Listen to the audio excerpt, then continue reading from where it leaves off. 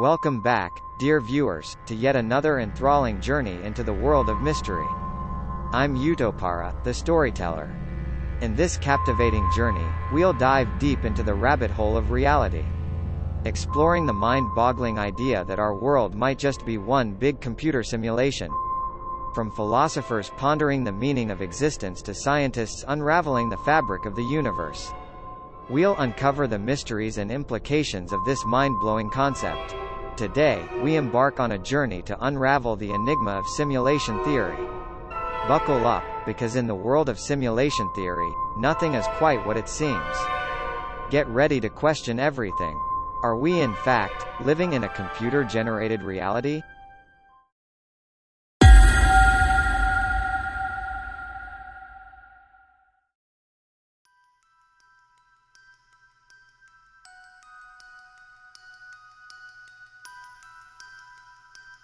Imagine for a moment the world around you. The vibrant colors, the textures, the sounds. All the intricate details that make up your everyday reality. From the bustling city streets to the tranquil beauty of nature, it all seems so real, doesn't it? The warmth of the sun on your skin, the cool breeze brushing past your face, and the sensation of touch. All these experiences confirm one thing. You're here, in this moment. But what if I told you that this reality, the very fabric of your existence, might not be as solid as it seems? What if, beneath the surface, a profound question is lurking, one that challenges the very notion of what is real?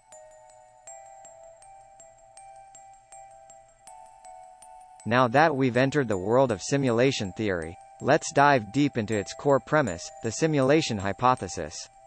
At the heart of this mind-bending theory is the idea that an advanced civilization, one much like our own, could create highly realistic computer simulations of their own reality.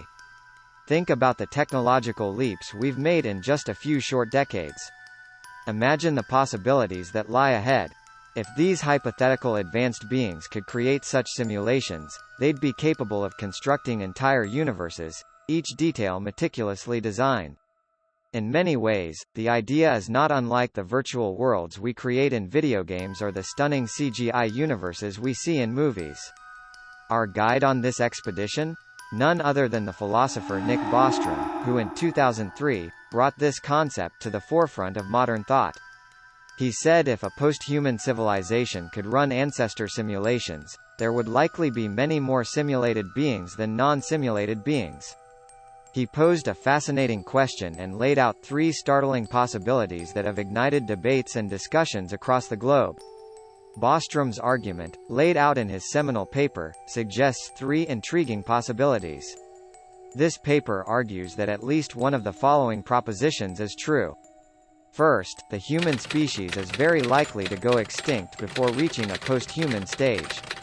Second, any post-human civilization is extremely unlikely to run a significant number of simulations of their evolutionary history or variations thereof.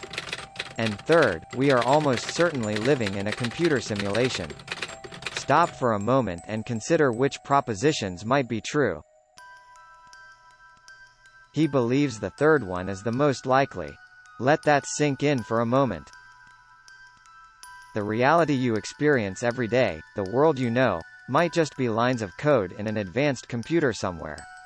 This hypothesis raises profound questions about the nature of reality, the concept of base reality, and the very essence of consciousness.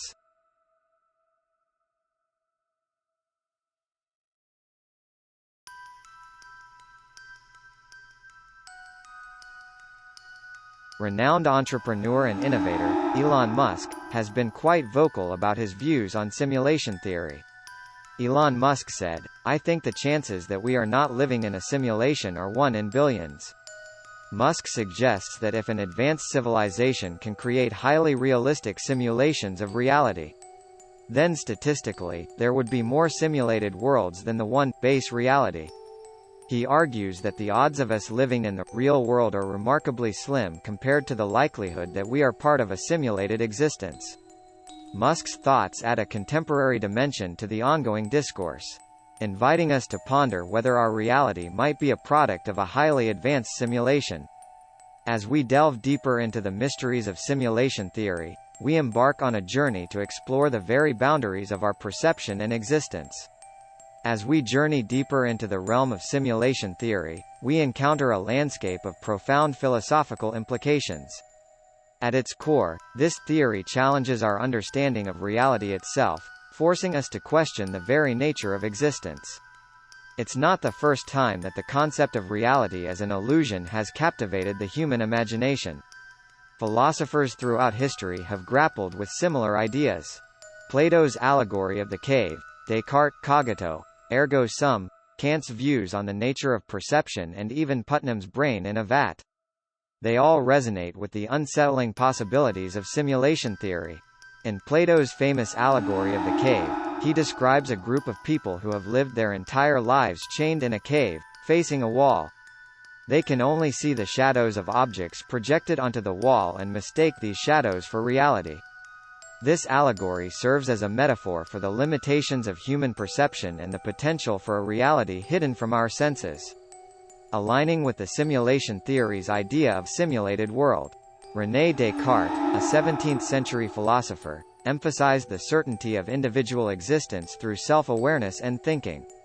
He argued that while everything might be doubted or considered an illusion, the act of thinking proves one's existence, as famously stated in the phrase, "I think, therefore I am," aka, cogito, ergo sum. This relates to simulation theory by acknowledging the persistent doubt about reality, and the need to establish one's own existence in the face of potential illusions.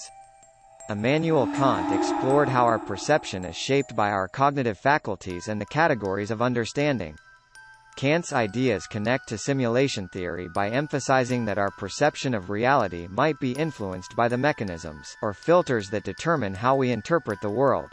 It raises questions about the authenticity of our sensory experiences. Philosopher Hilary Putnam introduced the idea that our entire conscious experience could be a product of a brain maintained in a vat and fed simulated experiences by a supercomputer. This challenges our trust in our sensory experiences and raises questions about the authenticity of reality.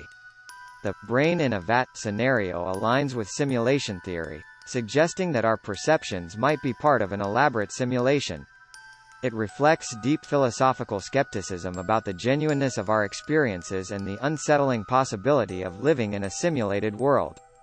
In The Matrix, Morpheus offers Neo a choice: red pill or blue pill. This choice symbolizes the dilemma that simulation theory presents to us.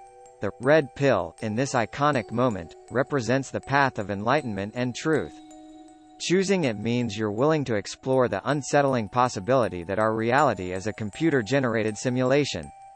It signifies a willingness to break free from the comforting illusions of the world we know, even if it leads to discomfort and uncertainty. On the other hand, the blue pill signifies the choice to remain in blissful ignorance. Taking it means you prefer the familiar reality, even if it might be an illusion. It's a choice to continue living without questioning the nature of our existence. In The Matrix, Neo's decision to take the red pill propels him into a world of awakening, where he discovers the truth about the simulated reality he's been living in. And so, this choice of red pill or blue pill symbolizes the fundamental dilemma that simulation theory places before us.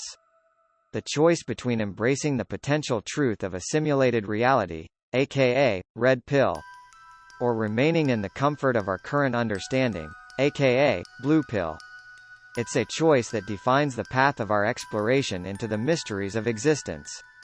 Are we ready to unplug from our perceived reality and venture into the unknown? One of the most profound questions raised by this theory is the nature of consciousness itself. If we're in a simulation, what does that mean for the realness of our thoughts and emotions? Are our thoughts, feelings, and experiences any less real if they are products of a simulated reality? Simulation theory also intertwines with classic philosophical thought experiments, raising questions about the nature of observation, perception, and the boundaries of knowledge. The very concept of base reality becomes elusive. If we live in a simulation, is there a true reality beyond it? Furthermore, the relationship between creator and creation takes on new dimensions. If we are the products of a simulation, what does that imply about our creators, aka, gods? These philosophical implications not only challenge our understanding of reality but also ignite passionate debates among scholars and thinkers. In our quest to understand simulation theory, we must consider the compelling arguments put forth in its favor. The clues that suggest our reality might indeed be a computer-generated simulation. One of the key arguments for simulation theory is grounded in the intriguing anomalies within the realm of quantum physics. Quantum mechanics often defies our common-sense understanding of reality. The behavior of particles seems as if it's being computed by some underlying code. In the famous double-slit experiment, particles, such as electrons, exhibit a peculiar behavior. When fired through two slits, they act as if they are both particles and waves simultaneously. When a conscious observer like a camera or even someone like you is keeping an eye on those electrons, they decide to play it cool and act like waves. But the moment you look away, bam! They're like, time to put on our particle hats. Can you believe this? It's like the universe is pulling a sneaky trick on us. A conscious observer seems to have the superpower of influencing how these tiny particles decide to behave. Talk about particles being camera shy. Ha, ha, ha. This phenomenon challenges our common-sense understanding of reality, suggesting that particles' behavior may be guided by an underlying code or set of rules that we're yet to fully comprehend. This enigma resonates with the principles of simulation theory, where the behavior of particles and the fundamental laws of physics might be the result of a computational framework. Now, let's talk about another fascinating concept in the world of quantum physics, the quantum leap. This isn't the TV show with time traveling, but it's just as mind-blowing. In quantum physics, a quantum leap is when an electron, for instance, makes an instantaneous jump from one energy level to another without passing through the space in between. It's like going from the ground floor to the penthouse in the blink of an eye. Now, let's venture into the quantum realm and explore another shocking concept, quantum entanglement. It's like a twist in the cosmic plot that challenges our understanding of reality. In the quantum world, entanglement is a phenomenon where particles become interconnected, and their states become intertwined. What's truly remarkable is that these entangled particles can communicate instantaneously, no matter how far apart they are. It's as if they share a secret language that transcends space and time.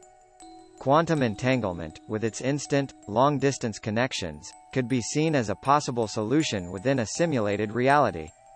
It's like the universe's way of optimizing data transfer, ensuring that everything runs smoothly and in real time.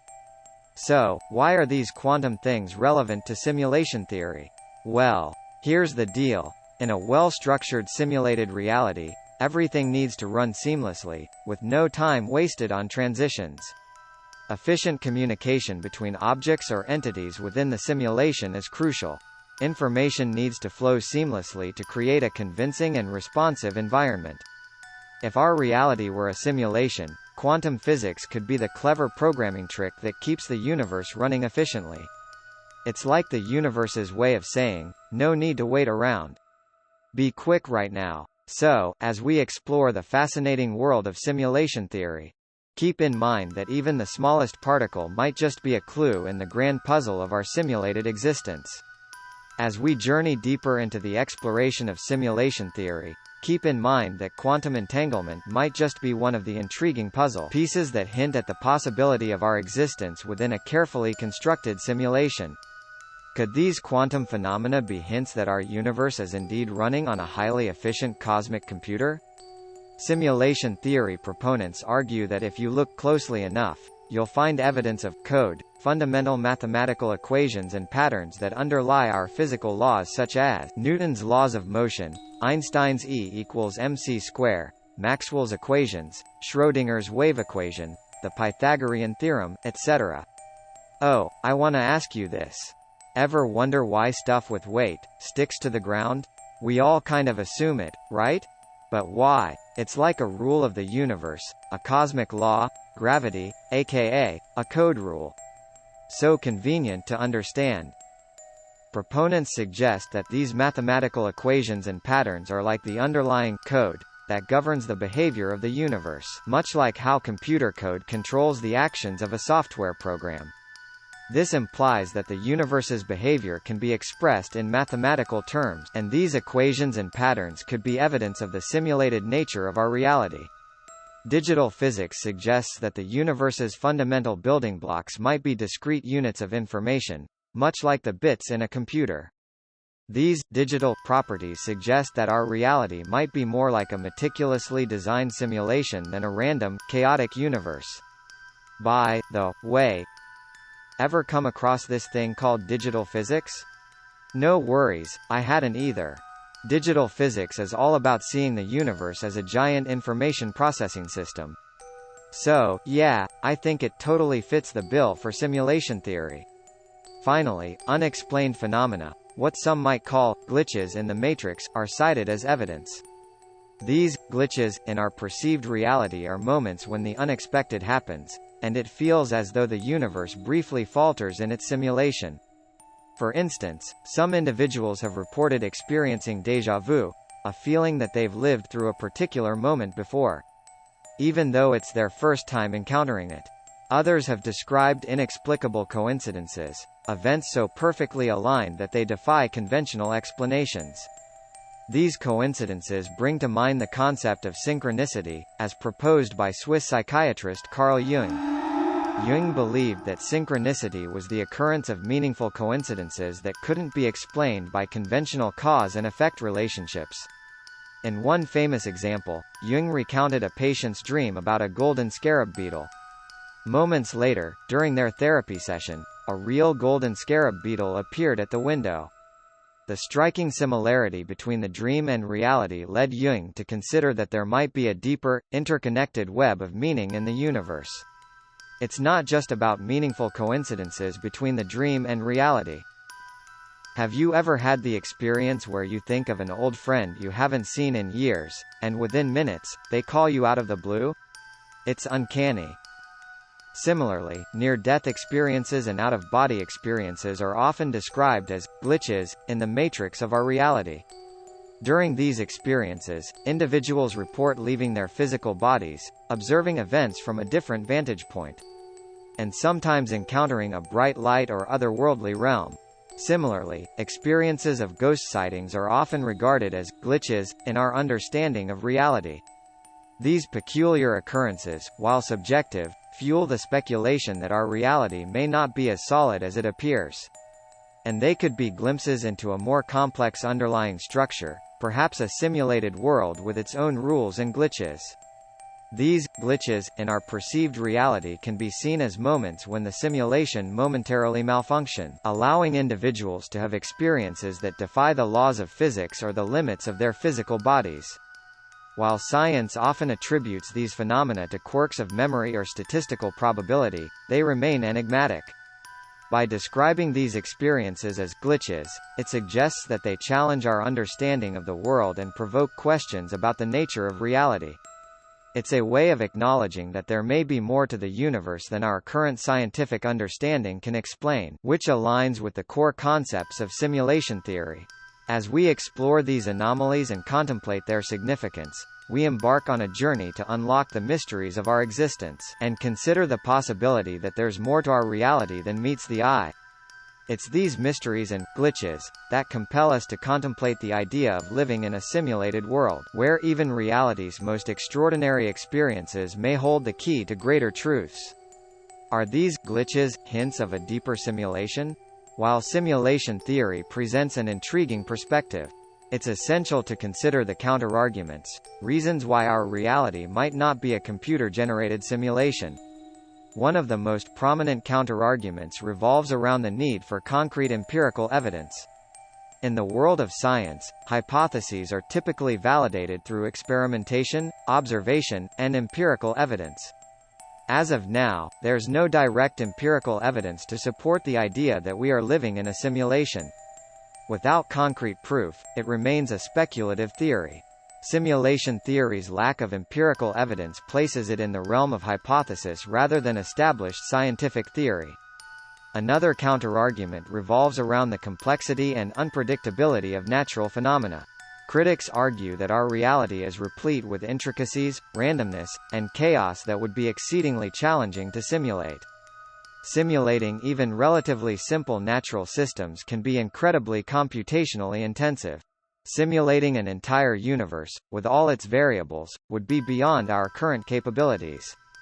The argument is that if we were in a simulation, we'd expect to see more simplifications and regularities in our reality. Critics also challenge simulation theory's assumption that conscious beings in a simulation would be indistinguishable from those in base reality. They argue that even our most advanced AI and virtual characters are fundamentally different from conscious beings. The idea of philosophical zombies suggests that it's possible to create beings that simulate consciousness but lack subjective experiences. This challenges the assumption that conscious beings in a simulation must be like us. In essence, critics argue that consciousness remains a deeply mysterious phenomenon that we don't yet fully understand. Finally, there's a philosophical counterargument that questions the significance of simulation theory. Some argue that even if we were in a simulation, the meaningfulness of our experiences wouldn't change. Existentialism teaches us that we must find meaning in our own lives, regardless of the nature of reality. Whether we're in a simulation or not, our experiences are real to us. From this perspective, the question of whether we live in a simulation might be an interesting thought experiment. But it doesn't necessarily impact the meaning and purpose we find in our lives. That's a wrap for now. I mean, this mind-blowing stuff can take a bit to sink in, right? So, I'm splitting it into 2 parts. Just chill out and brace yourself for some seriously mind-blowing revelations in upcoming Part 2, where we'll dive into the pop culture and entertainment side of things.